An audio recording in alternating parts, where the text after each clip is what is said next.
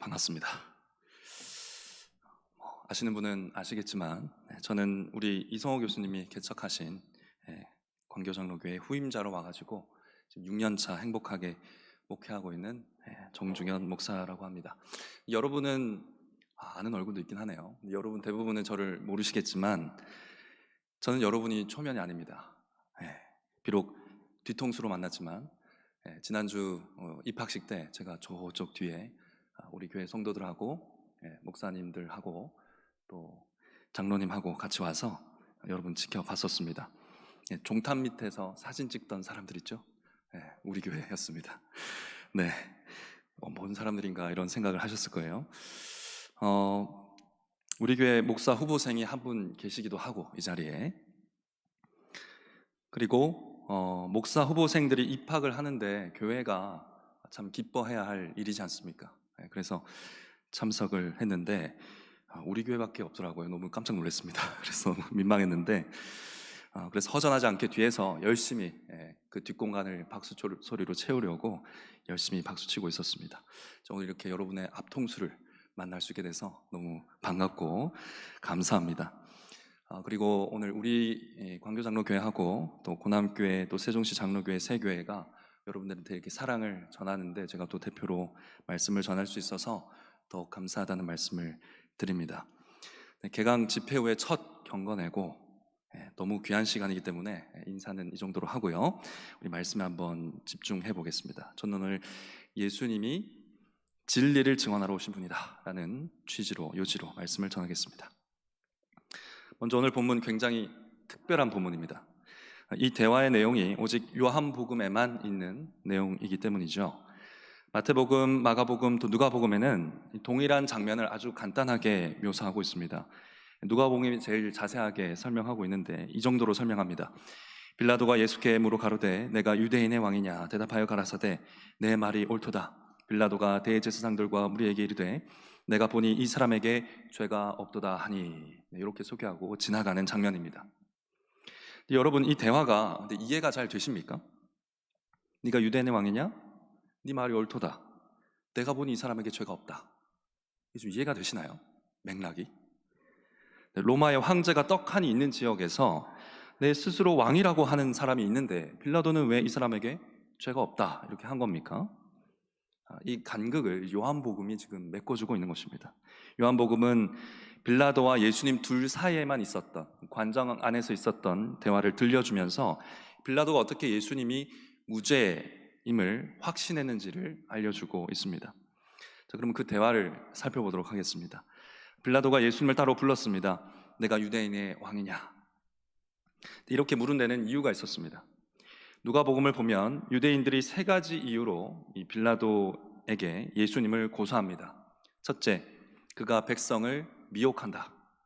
둘째, 가이사에게 세금을 바치지 말라고 금한다. 또 셋째, 자칭 왕 그리스도라고 칭한다. 자, 여기서 빌라도는 이 세 번째에 집중을 하고 있습니다. 자기를 왕이라고 말한다? 그것도 유대인이? 이것은 당시에 로마로부터 독립하고자 하는 많은 유대인들 때문에 자칫 큰 문제가 될 수 있는 주장이었습니다. 발언이었죠. 그래서 내가 유대인의 왕이냐? 이 문제만 지금 다루고 있는 것입니다. 이에 대해서 예수님은 이런 대답을 하십니다. 36절을 보시면 예수께서 대답하시되 내 나라는 이 세상에 속한 것이 아니라 만일 내 나라가 이 세상에 속한 것이었다면 내 종들이 싸워 나로 유대인들에게 넘기우지 않게 하였으리라. 이제는 그러나 사실은 내 나라는 여기에 속한 것이 아니니라 이렇게 말씀하셨습니다. 여러분, 이 대답도 굉장히 아리송한 대답입니다. 지금 예수님께서는 왕이라고 말씀하시고 계신 겁니까? 아니라고 말씀하시고 계신 겁니까? 굉장히 아리송한 대답이죠. 우선 예수님은 그분의 나라가 이 세상 나라들과 다른 차원에 있다라고 말씀하고 계십니다. 즉 예수님의 나라는 싸우고 빼앗고 그래서 전쟁하고 그래서 이겨서 세워지는 그런 나라가 아니다. 폭력과 피해 전쟁으로 세워지는 로마와 같은 나라가 아니다라는 말씀을 지금 하고 계신 거죠.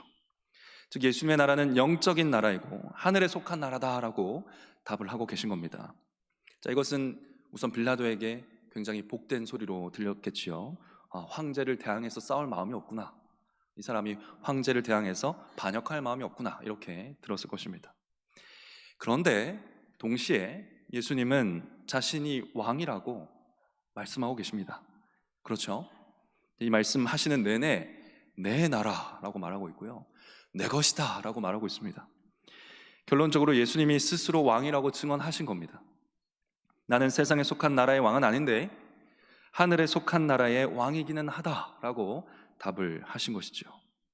빌라도가 이 말을 어느 정도 알아듣습니다.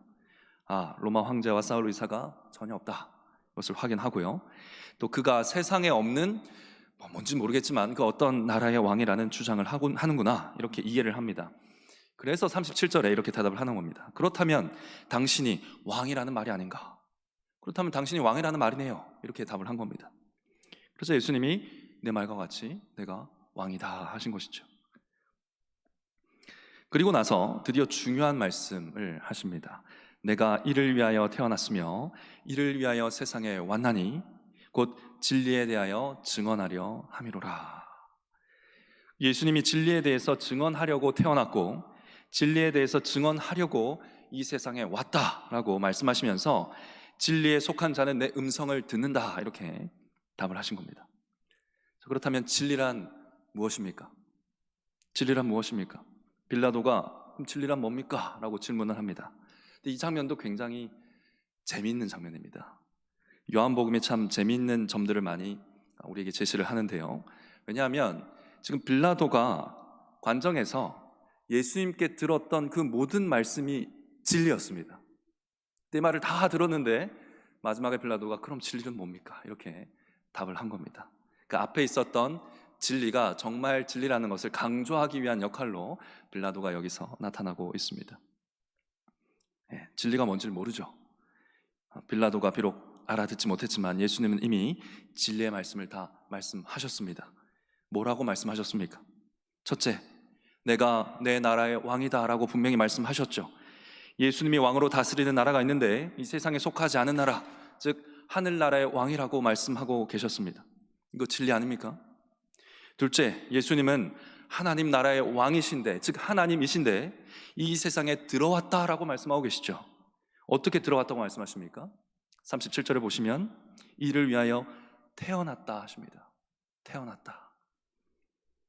그는 근본 하나님의 본체시나 하나님과 동등됨을 취할 것으로 여기지 아니하시고 여자의 몸에서 태어나셨다는 겁니다. 성육신하셔서 이 세상에 오신 하나님이다 라고 지금 증언하고 계시죠. 즉 예수님은 자기가 성자 하나님인데 성육신하여서 여인의 몸에서 태어나는 방식으로 이 땅에 오셨다라는 것을 증언하고 계신 것입니다. 셋째, 예수님이 이 세상에 진리를 증언하러 오신 분이라고 말씀하고 계십니다. 이 또한 참된 말, 진리이죠. 나는 왕인데 내가 하나님 나라의 참된 왕이라는 진리를 증언하려고 지금 여기 와 있다. 성육신에서 이 세상에 왔다. 이 말씀도 참 진리가 아닙니까? 이것을 빌라도가 계속 독대하면서 아주 면전에서 예수 그리스도의 음성으로 듣고 있었습니다. 저와 여러분은 아무 거리낌 없이 믿고 수용하고 이해할 수 있는 이 내용인데, 그러나 빌라도는 코앞에서 이 말을 듣고도 전혀 이해하지를 못합니다. 37절 말씀대로 진리에 속한 자는 예수님의 소리를 듣지만 이 빌라도는 진리에 속하지 않았기 때문이죠. 그 음성은 들었지만 진리는 듣지 못했습니다. 진리를 가르쳐 주시는 성령님께 속하지 못했기 때문입니다. 그러나 우리는 어떻습니까? 우리는 진리에 속하여서 오늘도 말씀하시는 그리스도의 음성을 듣습니다. 어디서 듣습니까? 설교단에서 듣지요.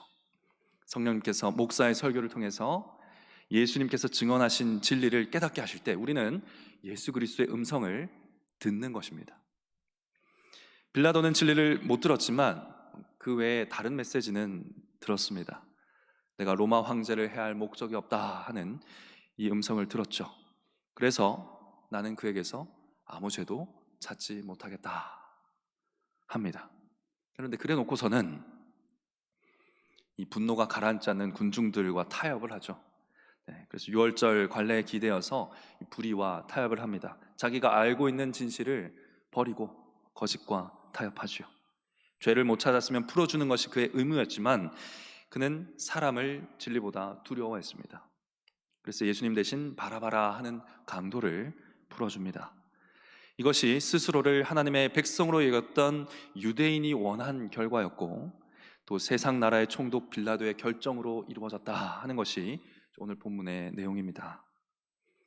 자, 결국 오늘 본문은 우리에게 무엇을 말하고 있습니까? 예수님이 누구이신지 증언하고 있죠. 한마디로 예수님은 하나님 나라의 왕을 증언하러 오신 하나님 나라의 왕이시다라는 것을 우리에게 알려주고 있습니다. 하나님 나라의 왕을 증언하러 오신 하나님 나라의 왕이 바로 예수 그리스도라는 것입니다. 헤르만 바빙크가 이에 대해서 이렇게 설명을 합니다. 예수님은 우리에게 하나님께 이르는 길을 알려주려고 오셨는데 그분이 길 그 자체이시다. 예수님은 하나님의 진리를 알려주려고 오셨는데 사실 예수 그리스도가 진리 그 자체이시다. 예수님은 죽음에 놓인 자를 영원한 생명으로 인도하려고 오셨는데 예수님이 바로 그 생명이시다. 예수님은 하나님 나라의 왕을 증언하러 오셨는데 그분이 바로 하나님 나라의 왕이시다라는 것을 본문이 증거하고 있습니다. 여기서 증거 혹은 증언이라는 말은 법정에서 공적으로 사실을 말하는 것을 의미합니다. 그래서 예수님은 공생애 중에서도 계속해서 자신이 하나님의 아들이고 그리스도다라는 사실을 증언하셨습니다. 그런데 특별히 이 심판받는 자리에서 이 진리를 증언하셨습니다. 증거가 그런 뜻이기 때문이죠. 그래서 이 대제사장에게 당대 교회 앞에서 신문을 받을 때에도 이 진리를 증언하셨습니다.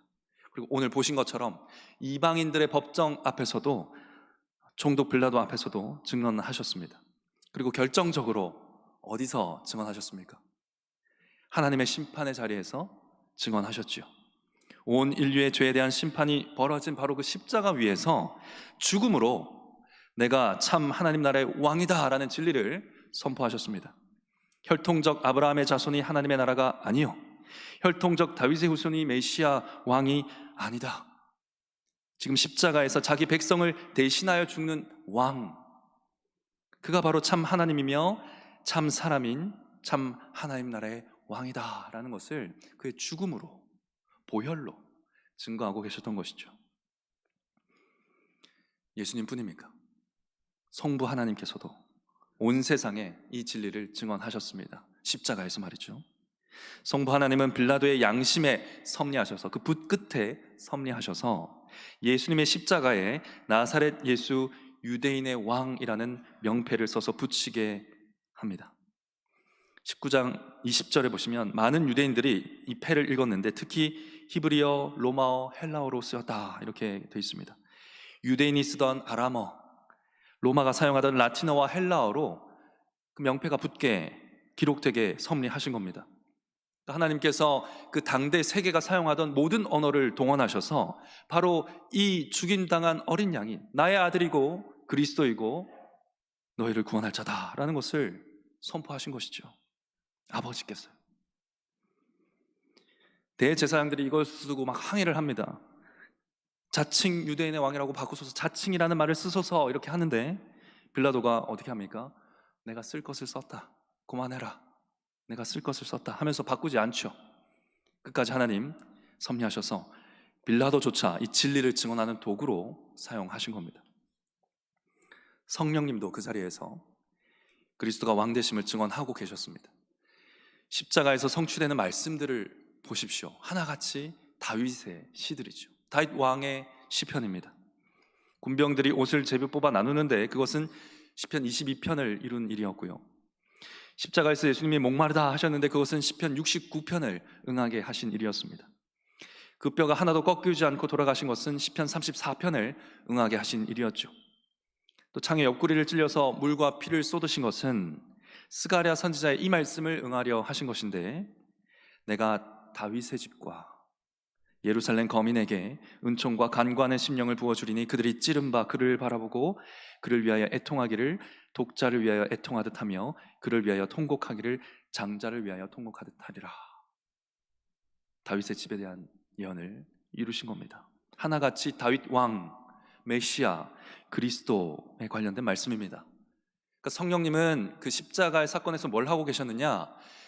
그들이 눈으로 보고 귀로 읽던 시편을 십자가에서 보여주신 겁니다. 말씀을 눈으로 보게 하신 것이죠. 성령 하나님 역시 그리스도가 왕이심을, 진리의 말씀을 드러냄으로써 증언하신 겁니다. 우리 사랑하는 목사 후보생 여러분, 우리 형제 자매 여러분, 삼위 하나님께서는 이 진리를 증언하는 일을 그때 끝내셨습니까? 그때 끝난 겁니까? 하늘 보좌 우편에 앉으신 예수님이 진리를 증언하시는 일을 마치셨습니까? 성부께서 아들의 왕권을 증언하는 섭리를 멈추셨습니까? 성령님께서 그리스도의 왕국을 증언하는 말씀 사역을 그때로부터 멈추셨습니까? 전혀 그렇지 않죠. 여러분이 그 증거 아닙니까? 여러분이 그 증거입니다. 이 어려운 때에도, 이 어두운 시절에도 교회를 통해서 그리스도 예수를 증언하는 일이 계속되게 하시려고 모으신 사람들이 누굽니까? 여러분이죠. 그래서 여러분이 여기 모여있지 않습니까? 진리에 속한 자들에게 그리스도의 음성을 들려주시려고 지금 여기 여러분이 앉아있는 것이죠. 여러분의 입술을 통해서 하늘 보좌 우편에 계신 왕의 어명을 온 세상이 듣도록 불러 모으신 것입니다. 진리가 증거되는 교회 강단에서 그리스도의 통치가 세상 끝날까지 선포되게 하신 겁니다. 예수님은 진리를 증언하러 오셨고 지금도 그분의 종들을 통해 진리를 증언하고 계시고 세상 끝날까지 교회와 함께 하시면서 계속 증언하실 겁니다. 그렇기 때문에 사랑하는 우리 목사 후보생 여러분, 우리 형제 자매 여러분, 왕의 진리를 증언하는 교회는 세상 마지막 날까지 있을 겁니다. 안 망하고 끝까지 있을 겁니다. 왕께서 세상 끝날까지 함께 하시겠다고 약속하지 않았습니까? 그래서 세상 끝날까지 교회는 있을 겁니다. 그 교회 안에서 여러분이 왕의 진리를 선포하고자 한다면 여러분의 역할도 반드시 있을 겁니다. 교회 전망이 어둡다, 힘들 것이다, 여러 가지 수치가 다 마이너스다, 별별 소리가 많은데요, 여러분, 교회는 별별 소리를 듣는 사람들이 아니죠. 왕의 소리를 듣고 순종하는 자들이 바로 교회입니다. 이 약속을 믿고 왕의 진리를 증언하는 교회는 주님이 함께 하십니다. 통치하시며 함께 하시죠. 우리 교회에게는 지난 3년의 시간, 이 코로나 기간이 이 진리가 참으로 참되다는 것을 경험할 수 있는 시간이었습니다. 코로나가 터지고 많은 교회가, 또 여러분이 그랬던 것처럼 우리 교회도 어두운 터널 같은 시간을 지내야 했습니다. 지금도 제 나이가 많지는 않지만 그때는 3년 더 어렸기 때문에 정말 경험 없는 목사로서 앞이 캄캄했습니다. 아무것도 할 수 없고 계속 지금까지 해왔던 대로 해나갈 수 없는 그런 상황들, 뭘 해야 할지 모르는 그런 상황이 펼쳐졌습니다.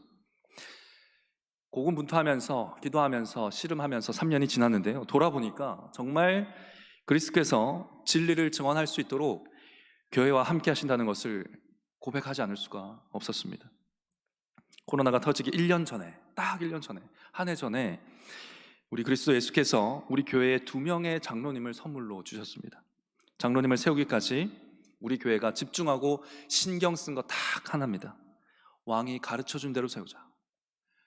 왕이 가르쳐주신 장로를 세우자. 그래서 성경이 가르치는 대로 장로 직분에 대해서 열심히 가르쳤더니 성도님들이 아무도 장로가 안 되시려고 하시는 거예요. 너무 힘들었습니다. 그것도 거룩한 부담을 느끼셔가지고 나는 못하겠습니다. 어려움이 있었습니다. 감사하게도 결국 2분이 겨우 이렇게 세워지게 됐습니다. 그렇게 당회가 구성이 되지 않았다면 코로나를 지나는 내내 저는 진리를 증언하는 이 일에 있어서 온전히 집중을 하지 못했을 겁니다. 장로님들이 여러 가지 결정들에 대해서, 또 결과에 대해서 책임을 함께 져주셨기 때문이죠. 나누어 져주셨습니다. 목사가 다 하지 못하는 신방의 짐도 나누어서 챙겨주셨고요, 제가 미처 돌보지 못하는 사안들도 다 아름아름 챙겨주셨습니다. 또 주님의 명령대로 목사와 장로가 기도하는 의무를 다하기 위해서 매주 금요일마다 저녁마다 줌으로 기도회를 가졌는데 당회가 받은 기도 응답이 정말 많습니다. 저는 능력의 사역자는 아닌데요, 우리 교회 당회가 능력이 좀 있습니다. 병도 많이 고쳤고, 자녀도 많이 생겼습니다. 지금도 성도님들이 선포된 말씀을 붙들고 자라가도록, 지난주에 여러분을 위해서도 기도했습니다. 사실 우리 교회가 매주 공예배 시간에 여러분을 위해 기도합니다. 그런 지가 10수년이 넘었습니다. 당회에서도 기도하고 있고요, 주일에 목사가 진리를 잘 선포할 수 있도록 당회 기도회가 그렇게 계속 열리고 있습니다. 그렇게 목회를 실질적으로 함께 하다 보니까 목사와 장로가 동역자가 돼가지고 서로를 불쌍히 여깁니다. 장로님들은 저를 보고 아유 우리 불쌍한 목사님 이러고, 저도 장로님들 보고 얼마나 피곤하십니까, 고생이 많으시죠. 그러니까 소소한 갈등 하나 없이 오늘까지 이르게 되는 그런 당회가 형성되었습니다. 선물로 그런 당회를 선물 받았습니다. 또 코로나 기간 중에 그리스도 예수께서 집사 직분도 3분이나 허락하셨습니다. 집사님들 역시 하나님의 선물로 받기 위해서 집중한 것은 딱 하나, 통치자 왕이신 왕의 명령대로 세우자라는 것이었습니다. 그렇게 선물로 받은 집사님들 덕분에 코로나 기간에 얼마나 많은 선한 일들이 있었는지요. 더 구제가 원활하게 일어나고, 우리 교회 당회가 돌보지 못하는, 당회가 미처 손 내밀지 못하는 자들에게까지 다가가서 위로하고 그들을 돕고, 아픈 성도들과 가족을 먼저 떠나보낸 성도들 다 위로하고 챙기고, 또 교회 안에 각종 봉사가 일어날 수 있도록 격려하고 조직하는 일에 있어서도 목사의 짐을 많이 덜어주었습니다. 역시 제가 감당했던 많은 짐들을 또 덜어줌으로써 말씀 사역, 진리의 사역에 집중할 수 있게 하신 것입니다. 장로님들과 집사님들은 단지 짐을 덜어주는 차원이 아니라 이 진리를 증언하는 일에 함께 동역하고 있습니다. 장로님들 신방을 통해서, 또 집사님들 구제를 통해서 강단에서 선포된 진리를 각 가정과 개인의 구체적인 상황 속에 증거합니다. 이러한 직분자들의 사역은 가정예배 속에서 진리를 증언하는 가운데 훈련된 것들입니다. 가정예배를 잘 인도해 오셨던 분들이 다 직분자가 되셨습니다. 이렇게 자녀에게 진리를 증언해왔던 여러 선배 부모님들을 보면서 젊은 부부들이 자녀 가질 용기를 더 갖게 되고요, 그래서 코로나 기간 동안에만 10명의 자녀들이 태어났습니다. 그러다 보니까 자녀들을 교육해야 될 장로님들이 모자라죠. 그래서 올해 6월 되면 또 장로님이 3분 더 임직할 예정입니다. 그래서 5분의 장로님과 함께 이 사역을 하게 되었습니다.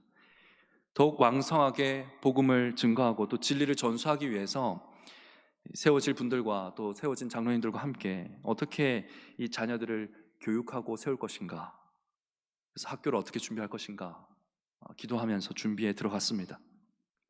이렇게 왕께서 진리를 증언하는 교회를 세워지기를 기도하면서 교회가 함께 하신다는 약속을 경험할 수 있는 3년을 보냈고요, 그래서 그 약속을 믿으면서 더 헌신해서 순종하고 있는 상황입니다. 제가 이렇게 말씀을 드렸지만 이렇게 교회를 세우기 위해서 참 어려움도 많고 정말 열심히 했습니다. 그런데 제가 했다고 할 수 있는 건 또 하나도 없습니다. 왜냐하면 다 여기서 배운 겁니다. 제가 그런 것들 다 어디서 배웠겠습니까? 다 교수님들한테 배운 겁니다. 신대원에서 교수님들께서 증언하여 주신 그리스도의 진리대로 교회를 세우고자 했을 뿐입니다. 그냥 그것을 고집했을 뿐이에요. 뒤돌아봤더니 교회가 세워져 있었습니다. 사랑하는 목사 후보생 여러분, 또 형제 자매 여러분, 진리를 증언하는 목사로 준비시키시려고 우리 주님께서 여러분을 여기 불러 모으셨습니다. 교회 진리를 선포하게 하시려고 목사가 될 여러분을 먼저 불러서 만나주시고 배우게 하시고 또 훈련받게 하신다는 겁니다. 경건회마다, 기도회마다, 모든 수업마다 여러분을 부르시고 계신 분은 왕이신 그리스도 예수라는 점입니다. 너무 부끄럽지만 제가 1학년 여러분 자리에 앉아있을 때 저는 이런 의식이 없었습니다. 그래서 결석이나 지각을 안 하려고 이곳으로 달려온 날은 참 많았지만 주님께서 진리를 증언하는 교수님들을 통해서 나를 부르신다는 생각으로 발걸음을 재촉했던 적이 있었나? 많지 않았던 것 같습니다. 그러니까 옷도 대충 트레이닝복 같은 것 입고 다녔죠. 무서운 교수님들 눈은 피해 다녔을지언정 무서운 교수님이 누군지는 말하지 않겠습니다. 그러나 하나님의 시선은 의식하지 못했던 것 같습니다.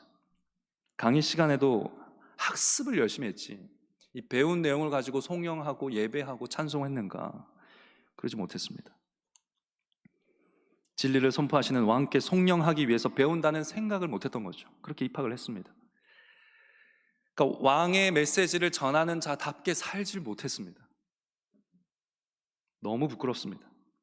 그러니까 그러다 보니까 그 당시 제가 어떻게 살았는가? 제가 증언하는 것들 가운데 진리가 없었습니다. 여러분, 우리가 사는 동안에 일상생활에서 참 증언을 많이 하거든요. 우리가 맨날 뭔가를 증언하면서 살아갑니다. 더 퍼스트 슬램 덩크가 그렇게 감동적이더라. 더 글로리가 그렇게 쫀쫀하더라. 아, 이 차가 그렇게 잘 나왔더라. 내가 사는 동네가 그렇게 살기 좋더라. 이사 와라. 여기 어디 여행지가 좋더라. 무슨 운동이 좋더라. 강추한다. 최고다. 후회 없다. 꼭 해봐라. 우리는 매일 무언가를 증언하면서 살아갑니다. 대화에서, SNS에서 뭔가를 증언하는데 목사 후보생인데 정작 하나님의 나라와 그 나라의 왕에 대해서는 이런 반구, 동료들 사이에서도 증언하지 않는 부끄러운 시절을 보냈던 것이죠. 정말 담임 교수님 비롯해서 우리 교수님들의 목양과 훈련이 없었으면 2학년, 3학년 계속 그렇게 그딴 식으로 살았을 겁니다. 왕의 메시지를 맡은 자로 전혀 준비되지 못했을 겁니다. 다 여기서 배운 겁니다. 여러분은 어떻습니까? 여러분은 지금 왕을 어떻게 대하고 계십니까? 오늘 본문의 빌라도가 우리의 모습을 더 잘 반영하고 있는 것 같지는 않습니까? 빌라도의 행동을 보면 예수님이 옳은 줄 알았는데도 그를 풀어주면 손해를 볼까봐 거짓과 타협을 합니다. 사람들의 평가가 두려워서 다수 의견에 묻어가는 모습, 우리에게 없습니까? 참과 거짓보다는 유불리를 따라 선택하는 모습 없습니까? 뭐가 하나님의 뜻인가 보다 무엇이 더 손해인가가 더 중요한 모습이 우리의 모습과 너무 흡사하지 않습니까?